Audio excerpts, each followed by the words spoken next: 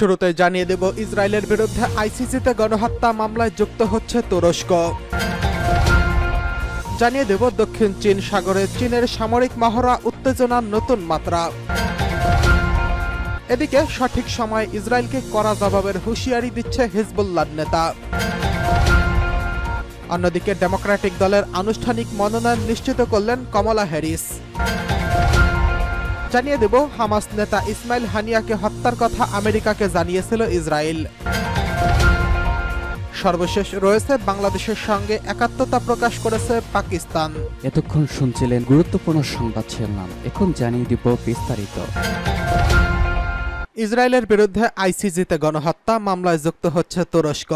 আন্তর্জাতিক বিচারিক আদালত ইসরায়েলের বিরুদ্ধে দক্ষিণ আফ্রিকার দায়ের করা গণহত্যা মামলায় যুক্ত হতে যাচ্ছে তুরস্ক।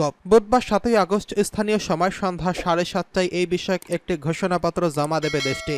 একটি কূটনৈতিক সূত্রের বরাতে ব্রিটিশ বার্তা সংস্থা রয়টার্স এই খবর জানিয়েছেন। ফিলিস্তিনের অবরুদ্ধ গাজা উপত্যকায় গণহত্যা চালানোর অভিযোগে ইসরায়েলের বিরুদ্ধে গণহত্যা মামলা দায়ের করেছিল দক্ষিণ আফ্রিকা। মে মাসে দক্ষিণ আফ্রিকার করা এই মামলায় যোগদানের সিদ্ধান্ত নেওয়ার কথা জানিয়েছিল তুরস্ক। চলতি সপ্তাহে তুর্কি পররাষ্ট্রমন্ত্রী হাকান ফিদানও এই সিদ্ধান্তের কথা জানিয়েছিলেন। সূত্রটি বলেছে, এই মামলায় তুরস্ক হস্তক্ষেপ করলে গাজায় মানবিক সংকটকে স্বীকৃতি দিতে এবং তা মোকাবিলা করতে আন্তর্জাতিক সম্প্রদায় বাধ্য হবে। এর আগে দক্ষিণ আফ্রিকা দায়ের করা এই মামলায় যুক্ত হওয়ার ঘোষণা দিয়েছিল স্পেন। 6 জুন এক সংবাদ সম্মেলনে এই ঘোষণা দেন স্পেনের পররাষ্ট্রমন্ত্রী জোসে ম্যানুয়েল আলবারেস। তবে গাজায় গণহত্যা চালানোর অভিযোগকে বারবার ভিত্তিহীন বলে খারিজ করেছে ইসরায়েল। আদালতে যারা যুক্তি দিয়েছিল আত্মরক্ষার জন্য গাজায় সামরিক কার্যক্রম পরিচালনা করেছে ইসরায়েল। 7 অক্টোবর ইসরায়েলে হামলাকারী ফিলিস্তিনের সশস্ত্র যোদ্ধাদের নির্মূল করাই তাদের প্রধান লক্ষ্য।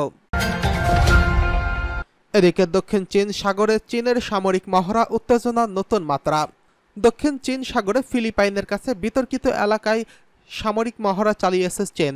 চীনের সাউদার্ন থিয়েটার কমান্ড জানায়, হুয়াংইয়ান দ্বীপ নামে পরিচিত স্কারবোরো 16 বিমান এবং সমুদ্র যুদ্ধ মহড়া পরিচালিত হয়েছে। এই মহড়া একই দিনে যুক্তরাষ্ট্র, অস্ট্রেলিয়া, কানাডা ও ফিলিপাইনের যৌথ সামরিক মহড়ার জবাবে চালানো হয়েছে। চীন দাবি করেছে, তাদের মহড়া সৈন্যদের পর্যবেক্ষণ ও প্রাথমিক সতর্কতার সক্ষমতা পরীক্ষা করার উদ্দেশ্যে ছিল। চীনের দাবি, তারা দক্ষিণ চীন সাগরে সামরিক কর্মকর্তা নিয়ন্ত্রণের সর্বোচ্চ চেষ্টা করছে যাতে আঞ্চলিক শান্তি ও স্থিতিশীলতা বজায় থাকে। মার্কিন যুক্তরাষ্ট্র, অস্ট্রেলিয়া, কানাডা, ফিলিপাইন ও সামরিক প্রধানরা যৌথ বিবৃতিতে বলেন, তারা আন্তর্জাতিক আইন এবং নিয়মভিত্তিক শৃঙ্খলা বজায় রাখতে প্রতিজ্ঞাবদ্ধ। এই মহড়া এশিয়া প্যাসিফিক অঞ্চলে অবাধ নৌ চলাচল নিশ্চিত করতে পরিচালিত হচ্ছে।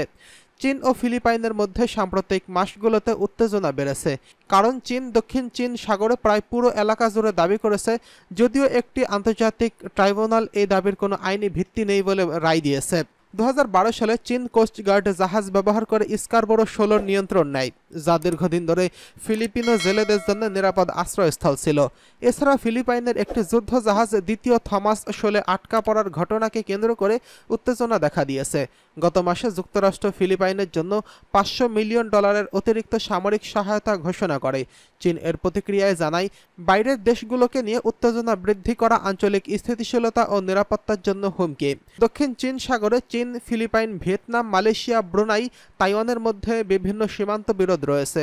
এই অঞ্চলকে মার্কিন চীন আঞ্চলিক প্রতিদ্বন্দ্বিতার একটি স্পর্শকাতর স্থান হিসেবে বিবেচনা করা হয়। এদিকে সঠিক সময় ইসরায়েলকে কড়া জবাবের হুঁশিয়ারি হিজবুল্লাহ নেতার। গত সপ্তাহে হিজবুল্লাহ সামরিক কমান্ডারকে হত্যার জন্য ইসরায়েলের বিরুদ্ধে কড়া প্রতিশোধ নেওয়ার হুমকি দিয়েছে ইরান সমর্থিত লেবাননের হিজবুল্লাহ। মঙ্গলবার হিজবুল্লাহ নেতা সৈয়দ হাসান নাসরুল্লাহ বলেন, পরিণতি যাই হোক না কেন, হিজবুল্লাহ একা বা তার আঞ্চলিক মিত্রদের সঙ্গে মিলে একটি শক্তিশালী ও কার্যকর প্রতিক্রিয়া দেখাবে। হিজবুল্লাহর প্রতিক্রিয়া জানাতে সঠিক সময়ের জন্য অপেক্ষা করবে বলে জানিয়েছেন হাসান নাসরুল্লাহ। তবে এই প্রতিক্রিয়া কবে জানানো হবে তা এখনও স্পষ্ট করেননি তিনি। নাসারুল্লাহ আরও বলেন, হিজবুল্লাহকে প্রতিশোধ নেওয়া থেকে বিরত রাখার সব আন্তর্জাতিক প্রচেষ্টা বৃথা হবে। বৈরুতে হিজবুল্লাহ সামরিক কমান্ডার ফুয়াদ শুকুরকে হত্যার 1 সপ্তাহ উপলক্ষে টেলিভিশনে সম্প্রচারিত ভাষণে হাসান নাসরুল্লাহ বলেন, পরিণাম যাই হোক না কেন, প্রতিরোধ যোদ্ধারা ইসরায়েলি হামলাগুলো জবাব না দিয়ে থাকবে না। বৈরুতে দক্ষিণাঞ্চলীয় শহরতলিতে জড়ো হওয়া হিজবুল্লাহ সদস্য ও সমর্থকদের উদ্দেশ্যে দেওয়া বক্তৃতায় তিনি বলেছিলেন, আল্লাহ চান তো আমাদের প্রতিক্রিয়া শক্তিশালী, কার্যকর ও প্রভাবশালী হবে। রাজনৈতিক বিশ্লেষকরা আশঙ্কা করছেন শুকরের হত্যার প্রতিশোধ নিতে হিজবুল্লাহর প্রতিশ্রুতি ও গত সপ্তাহে তেহরান ফিলিস্তিনি সশস্ত্র গোষ্ঠী হামাসের রাজনৈতিক প্রধানকে হত্যার ঘটনায় ইরানের ক্ষোভ মধ্যপ্রাচ্যে পূর্ণাঙ্গ যুদ্ধের ঝুঁকি তৈরি করছে। হামাস প্রধান ইসমাইল হানিয়াকে হত্যার জন্য ইসরায়েলকে দোষারোপ করছে ইরান, তবে এই ঘটনায় ইসরায়েল জড়িত থাকার বিষয়টি নিশ্চিত বা অস্বীকার করেনি। এদিকে ডেমোক্রেটিক দলের আনুষ্ঠানিক মনোনয়ন নিশ্চিত করলেন কমলা হ্যারিস।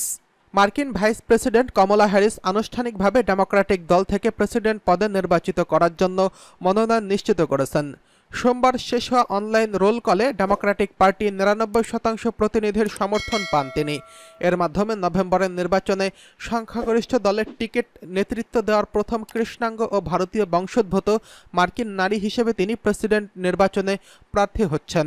২০২০ সালের প্রেসিডেন্ট নির্বাচনে ৫৯ বছর বয়সী কমলা হ্যারিস আমেরিকার ইতিহাসে প্রথম নারী ভাইস প্রেসিডেন্ট হয়েছিলেন। এবার আমেরিকার প্রেসিডেন্ট নির্বাচনে ডেমোক্রেটিক দলের হয়ে মাঠে নামছেন কমলা হ্যারিস। প্রেসিডেন্ট জো বাইডেনের নির্বাচনী প্রচারণার মাঝপথে ক্ষান্ত দেওয়ায় কমলা হ্যারিস প্রেসিডেন্ট নির্বাচনে ডেমোক্রেটিক দলের প্রার্থী হওয়ার সুযোগ পেয়েছেন। বাইডেন নিজেই কমলা হ্যারিসকে পরবর্তী প্রেসিডেন্ট পদের প্রার্থী করার পরামর্শ দিয়েছেন। শেষ পর্যন্ত সোমবার রাতে ডেমোক্রেটিক ন্যাশনাল কনভেনশন প্রতিনিধিদের দ্বারা ৫ দিনের অনলাইন ভোটিং শেষে কমলার আনুষ্ঠানিকভাবে নাম ঘোষণা করা হয়। হামাস নেতা ইসমাইল হানিয়াকে হত্যার কথা আমেরিকাকে জানিয়েছিল ইসরায়েল, ওয়াশিংটন পোস্টের খবর। ইহুদিবাদী ইসরায়েল ফিলিস্তিনের ইসলামী প্রতিরোধ আন্দোলন হামাসের শীর্ষ নেতা ইসমাইল হানিয়াকে হত্যার পরপরই এর দায়-দায়িত্ব তেল আবিবের বলে মার্কিন সরকারকে জানিয়েছিল কয়েকটি সূত্রের বরাত দিয়ে ওয়াশিংটন পোস্ট এই দাবি করেছেন। ইরানের নতুন প্রেসিডেন্ট মাসুদ পেজেশকিয়ানের শপথ অনুষ্ঠানে যোগ দেওয়ার কয়েক ঘণ্টা পরই ৩১ জুলাই ইসমাইল হানিয়া তেহরানের একটি বাসভবনে সন্ত্রাসী হামলায় শাহাদাত বরণ করেন। এই হত্যাকাণ্ডের পর ইরান ও ইহুদিবাদী ইসরায়েলের ভেতরে উত্তেজনার পারদ মারাত্মকভাবে বেড়ে গেছে। হানিয়া হত্যাকাণ্ডের জন্য ইরান সরাসরি ইহুদিবাদী ইসরায়েলকে দায়ী করেছে এবং হত্যাকাণ্ডের ঘটনায় আমেরিকা ইসরায়েলকে সাহায্য করছে বলে শুরু থেকেই তেহরান বলে আসছে। সেক্ষেত্রে ওয়াশিংটন পোস্টের এই খবর অনেকটাই আমেরিকার দায় এড়ানোর কৌশল বলে পর্যবেক্ষকরা মনে করছেন। ওয়াশিংটন পোস্ট তার প্রতিবেদনে আরও দাবি করেছে, ইসমাইল হানিয়া হত্যার কথা জানানোর পরপরই হোয়াইট হাউস বিস্ময় ও ক্ষোভ প্রকাশ করেছেন। প্রতিবেদনে বলা হয়েছে, মার্কিন প্রেসিডেন্ট জো বাইডেন প্রশাসন মনে করেন ইসমাইল হানিয়াকে শহীদ করার মধ্য দিয়ে গাজায় যুদ্ধবিরতির প্রচেষ্টা ক্ষতিগ্রস্ত হবে। এদিকে বাংলাদেশের জনগণের সঙ্গে একাত্মতা প্রকাশ করছে পাকিস্তান। বাংলাদেশের জনগণের সঙ্গে সংহতি প্রকাশ করেছে পাকিস্তান সরকার। আজ বুধবার বার্তা সংস্থা এএফপি ও পাকিস্তান সংবাদ মাধ্যম ডন এই তথ্য জানিয়েছেন। খবরে বলা হয়েছে, কয়েক সপ্তাহের বিক্ষোভ ও অস্থিরতার পর শেখ হাসিনা দেশ ছেড়ে পালিয়ে যাওয়ার পর পাকিস্তান বুধবার বলেছেন তারা বাংলাদেশের জনগণের সঙ্গে সংহতি প্রকাশ করেছেন। পাকিস্তানের পররাষ্ট্র মন্ত্রণালয়ের এক বিবৃতিতে এই কথা বলা হয়েছে। বিবৃতিতে বলা হয়, আমরা নিশ্চিত যে বাংলাদেশি জনগণের দৃঢ় চেতনা ও ঐক্য তাদের একটি সম্প্রীতিপূর্ণ ও সমৃদ্ধ ভবিষ্যতের দিকে নিয়ে যাবে।